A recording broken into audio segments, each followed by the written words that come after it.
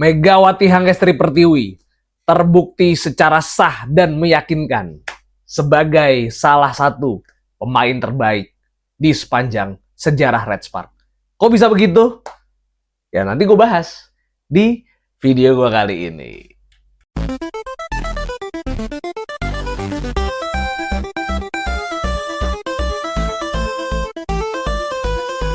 Halo guys, ketemu lagi bersama gue Danes di Oli Jenggot. Episode berapa ya sekarang ya? 8 atau 9 nih gue lupa. Udahlah, gak peduli episode berapa. Yang jelas, di hari ini gue lagi sumringah banget men. Karena beberapa hari lalu Timnas Indonesia menang 1-0 lawan Bahrain. Dan tadi, keren banget bos. Akhirnya, setelah 13 tahun lamanya, pertama kali sejak 13 tahun, Red Spark bisa lolos ke final Korean Volleyball League. Tapi bukan karena Red Spark yang gue seneng ke final, karena di sana ada Megawati. Ya, pada akhirnya Megawati membuktikan kalau untuk saat ini dia adalah salah satu pemain terbaik yang ada di Liga Korea. Bagaimana tidak, men? Karena udah lama nih Red Spark gak masuk final nih.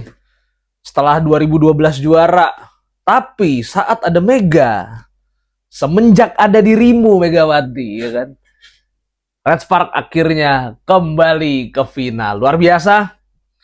Setelah pada match kedua kemarin lawan Hill State, sang juara bertahan, Red Spark kalah karena Yom Hae-seon setternya nggak main. Di match ketiga main dan hasilnya ya bener, Red Spark gacor lagi men. Gacor segacor-gacornya. Bayangin, itu ayang beb gua tuh Lee Dayon main udah Stop it. Get some help. bagus lah itu di Hill State ya kan. Tapi tetep aja gitu loh. Tetep aja Hill State gak ada apa-apanya. Hill State akhirnya kalah 3-1. Salah satu kuncinya adalah di set pertama men. Itu Red Spark tuh udah ketinggalan berapa poin gitu ya. Dan Hill State tuh udah set point. Akhirnya bisa comeback. Ini luar biasa. Jujur tadi gue gak nonton sebetulnya. Karena gue siaran volley Jepang ya. Santori Sunbird lawan Forya Hokkaido.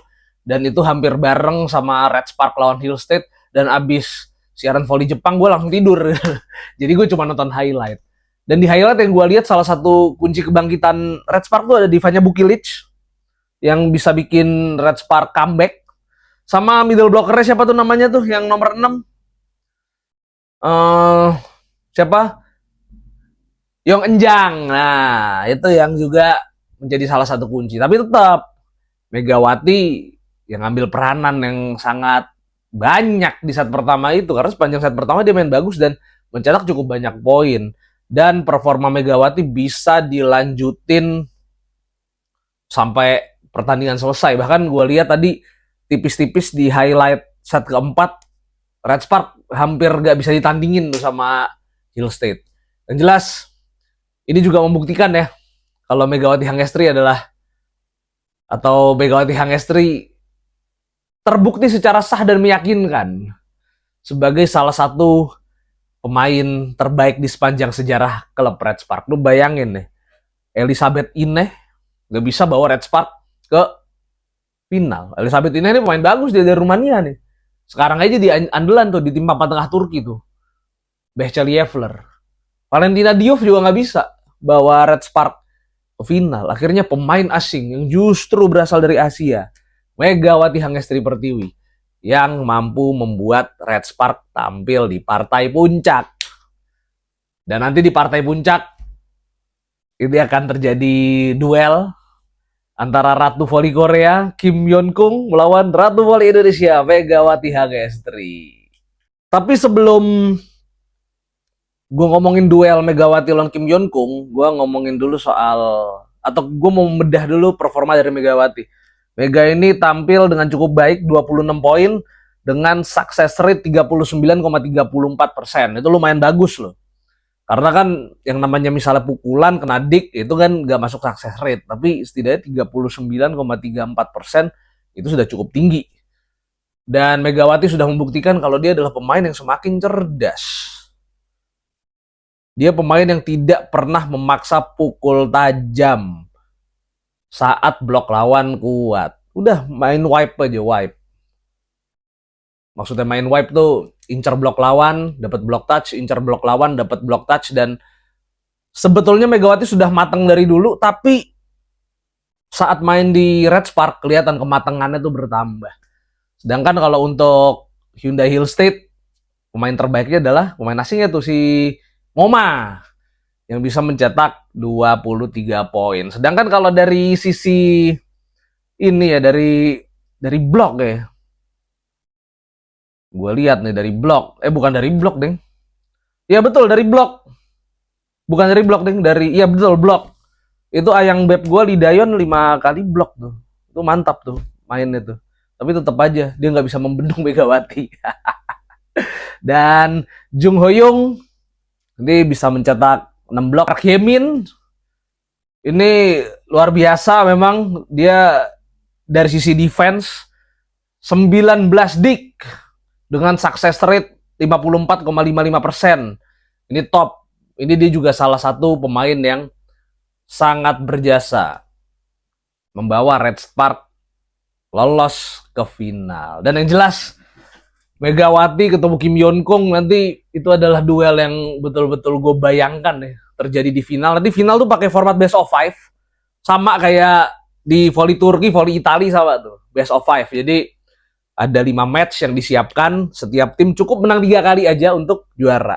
Ini luar biasa memang Korea, walaupun menurut gue kualitas liganya mungkin masih di bawah Jepang lah. Tapi setidaknya format ini membuktikan kalau Korea tuh bener-bener serius bikin liga gitu loh. Serius bikin liga. Mereka copy format Eropa dan membuat liga ini jadi makin seru.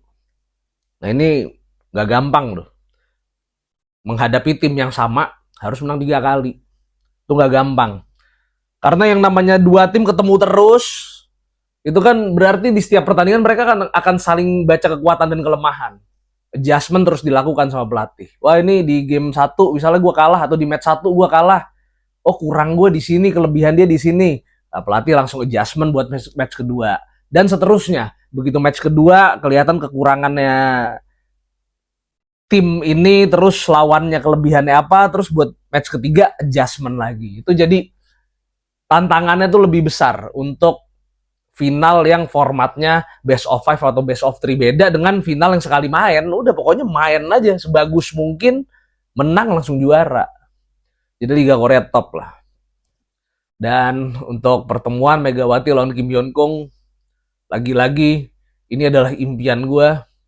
Karena Kim Yeon Kong ini idolanya Megawati dan dia adalah legend. Kim Yeon Kong itu legend, pernah menjadi pemain terbaik dunia, salah satunya di tahun 2021. Di 2021 juga dia bawa Korea ngalahin Turki di perempat final dan lolos ke semifinal. Sayangnya nggak dapat medali.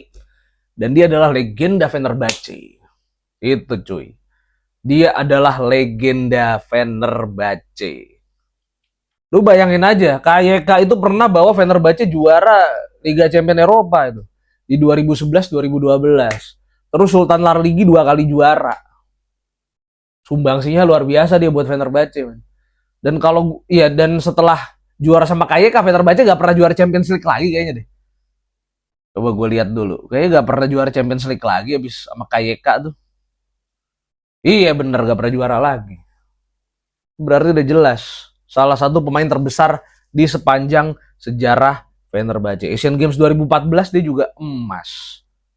Sultan Larligi juara 2 kali. Wah ini catatannya sangat lengkap Kim Yeon Kong. Jadi sangat beruntung Megawati duel sama pemain sebesar KYK.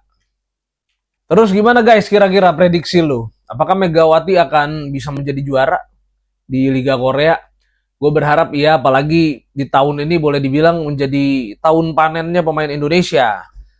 Karena Luffy Febrian juara di Kamboja, Doni Haryono juara di Thailand, dan gue berharap ini Megawati juga juara di Korea. Dan semoga Rifan juga juara di Jepang bersama Wolf Dogs Nagoya. Walaupun tantangannya akan sangat besar untuk Rifan, karena mereka punya Wolf Dog Nagoya punya 2 musuh bebuyutan ya. Ada Osaka Bluteon dengan si siapa namanya, Miguel Angel Lopez dan Yuji Nishida-nya. Lalu ada Santori Sunbird pastinya, sang juara bertahan. Dengan Giant Muserski ya tuh, yang sangat-sangat berbahaya. Tapi yang jelas, kalau gua nggak salah tuh, pertemuan terbaru Wolf Dogs lawan Santori Sunbird kayaknya 2 kali dimenangin Wolf Dog deh kayaknya. Ntar gue cek lagi deh. Kayaknya Wolf Dog menang 2 kali ini baru-baru ini. So, ya semoga aja lah semua pemain Indonesia yang abroad ini bisa ngeraih gelar juara, dan ini akan ningkatin value pemain Indonesia juga kan. Gue sih berharap musim depan Megawati ini bisa ke Europe ya, ke Eropa. Ke Liga Turki gitu, cocok tuh ke Liga Turki tuh, tim-tim papan tengah tuh. Kayak misalnya Aras Kargo mungkin, atau Behcel Yevler. Tapi Behcel Yevler mungkin akan jual lisensi ya musim depan ya, karena masalah keuangan. Nah mungkin ada tim yang beli lisensinya Behcel Yevler tuh bisa ngerekrut Mega tuh. Atau kalaupun nggak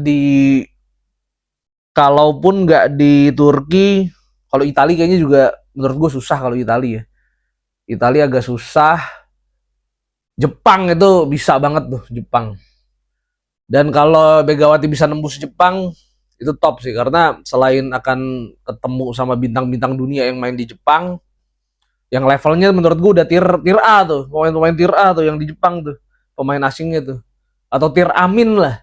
Antara tier A sama tier B gitu. Tier Amin gitu. Kalau di Jepang tuh itulah. Kalau Italia, Turki kan itu bener-bener tier A gitu loh. Kalau Jepang tuh tier A kurang dikit gitu ya. Itulah kalau Jepang.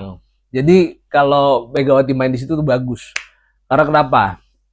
Liga Jepang itu liga yang susah sebetulnya. Kenapa gue bilang susah? Pemain Jepang defense-nya jago-jago banget. Bloknya emang biasa aja gitu loh. Sering lolos bloknya kalau pemain-pemain cewek Jepang tuh. Tapi lu pukul sekenceng-kenceng ya lu tancap, kena itu diknya pemain Jepang. Makanya kalau di Liga Jepang itu rally-nya panjang-panjang. Ini akan sangat bagus untuk mengasah kesabaran dari Megawati. Ketika dia mukul tajam di dik, itu pasti kan senewan juga loh. Wah, gue udah mukul sekencang-kencangnya, kena juga nih. Begitu kena, dia akan coba lagi kan. Coba lagi. Itu kan ngelatih kesabaran seorang Megawati Hangestri. Dan, tapi apapun itu, setelah Kovo ini selesai, Megawati akan ke Proliga dulu. Bakal memperkuat Petrokimia yang dilatih sama mantan pelatih timnas putra, yaitu Jiang Ji. Ini adalah aksi yang gue sangat tunggu-tunggu di babak Final Four Proliga. Tapi sebelumnya kita akan saksikan dulu duel antara Megawati menghadapi The Queen Kim Yeon Kong. Oke? Kita tunggu aksi mereka berdua di seri final Korean Volleyball League. Udah, cukup dulu ya. Volley Jenggot kali ini gue berharap kalian bisa like dan subscribe. Like dan subscribe channel ini itu untuk membantu gue juga. Untuk membantu channel ini berkembang. Kali aja kalau gue dapet AdSense, gue bisa, atau gue ada modal buat liputan ke Korea, mungkin ke Turki, atau ke Jepang gitu kan. Dan konten-kontennya kan gue sajiin buat lu semua juga gitu kan. Jadi ya gue mohon lah, like dan subscribe. Ini subscriber gue ini 550-an masih ya, mudah-mudahan segera lah bisa sampai seceng biar cepet monetize. Oke, kalau gitu guys, sampai jumpa di Volley Jenggot berikutnya.